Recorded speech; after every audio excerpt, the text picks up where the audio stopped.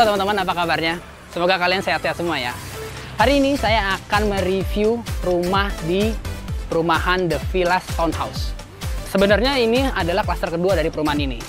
Klaster pertamanya sudah sold out. Nah, sekarang dia membuka lagi klaster terbaru yaitu The Villas Townhouse. Di sini saya akan memberikan referensi untuk kalian yang sedang mencari rumah dengan harga di bawah 1 miliaran. Sebelum kita lihat seperti apa rumahnya, kalian jangan lupa untuk tekan tombol like, share, dan subscribe tentunya. Oke, nggak perlu lama-lama lagi. Sekarang kita langsung lihat aja yuk seperti apa rumahnya. Yuk.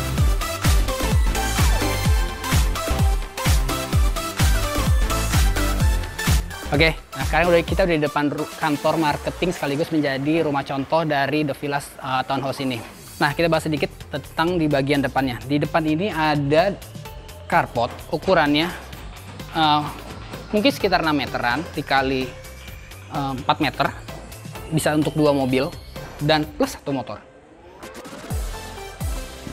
Yuk, sekarang kita langsung lihat bagian dalam dari rumahnya. Oke, nah sekarang kita udah di dalam ruang tamunya. Ini sebenarnya kantor marketing juga nih teman-teman. Jadi furnisnya mungkin memang tidak terlalu lengkap ya. Nah, di sini ruang tamunya ukuran 4x3 sepertinya. Dan di sini ada sofa yang bisa kita taruh untuk 2 atau 3 seat juga masih cukup nih sebenarnya. Jendelanya juga besar, jadi cahaya dan sirkulasi udaranya masuk dengan baik. Oke, geser sedikit. Konsepnya loft, open space. Jadi dari ruang tamu di sini langsung ada space lagi untuk ruang makan. Ya, teman-teman di sini bisa naruh meja makan. Mungkin untuk 4 orang masih cukup di sini. Dan karena konsepnya loft, bisa langsung ke ruang dapurnya, ruang mencuci piring dan ruang masak. Di sampingnya sini ada ruang terbuka nih teman-teman.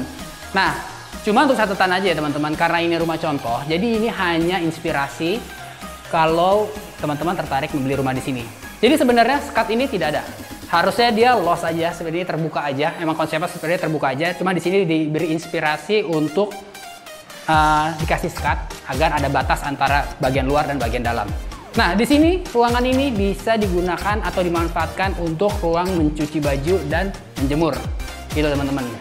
Jadi kalau skatnya nggak, bisa juga kita bikin yang agak tertutup nih, biar jemuran tidak langsung terlihat oleh orang-orang di luar atau tamu-tamu, ya kan? Jadi biar lebih rapih juga kelihatan rumahnya. Oke, di bawah ini tidak ada kamar tidur, tapi ada 1 kamar mandi. Ini kamar mandinya.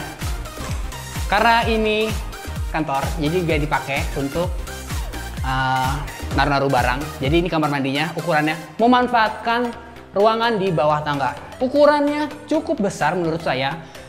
Tingginya juga tidak mepet, jadi ceilingnya cukup tinggi di bawah sini, di dalam kamar mandi ini. Jadi di dalam toilet ini sudah dilengkapi dengan toilet duduk dan ada showernya, gitu teman-teman. Jadi karena nggak ada kamar, jadi ini mungkin kebutuhannya hanya untuk kamar mandi tamu aja ya. Oke, tidak banyak yang bisa kita bahas di bagian bawah ini karena tidak ada kamar. Kita langsung lihat bagian atas dan membahas kamarnya. Ada 2 kamar tidur dan 1 kamar mandi di lantai 2.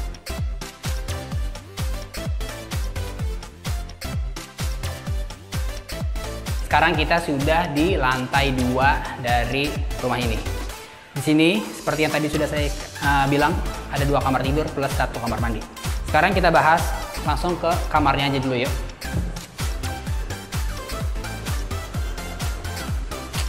Ini kamarnya. Ukurannya sepertinya sekitar 3 dikali 4 nih. Jadi cukup besar kamarnya. Cuman memang di sini ada bagian yang agak melebar ke sini. Jadi untuk tempat tidurnya mungkin di sini bisa ukuran yang lebih besar, queen.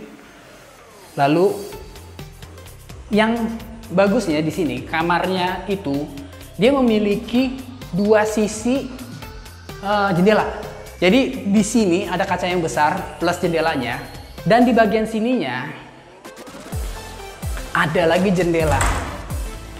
Tuh teman-teman, jadi kalau misalkan ada 2 sisi seperti ini, sirkulasinya akan sangat baik sekali nih di sini. Kita bisa lebih hemat. Jadi kalau kamu pakai AC pun harusnya di sini tidak terlalu panas nih, karena bukaannya banyak nih teman-teman. Dan ini posisinya itu ruang terbuka yang tadi di bawah yang kita sempat bahas untuk ruang cuci baju dan menjemur. Nah ini bawahnya itu. Sekarang kita lanjut ke kamar kedua. Oke. Nah ini kamar keduanya. Kamar keduanya memang lebih kecil dari yang tadi. Nah di kamar ini ukurannya mungkin sekitar 2,5 dikali 3 meter nih teman-teman. Jadi mungkin untuk kamar anak. Di sini tidak ada tempat tidur ya, tapi ada mejanya di sini. Di sini mungkin kita bisa berimajinasi menaruh tempat tidur. Kalau saya dengan ukuran kamar seperti ini, mungkin saya akan memanfaatkan tempat tidur yang double bed, yang dua lantai ya teman-teman. Jadi bisa digeser ke dalam ke kolong tempat tidurnya yang bawah. Jadi masih punya ruangan untuk belajar atau bermain lagi, karena ini kita akan manfaatkan untuk kamar anak gitu ya teman-teman. Jendelanya sama seperti yang di sana, kamar sebelumnya. Ada bukaan 2 jendela seperti ini dan cukup besar.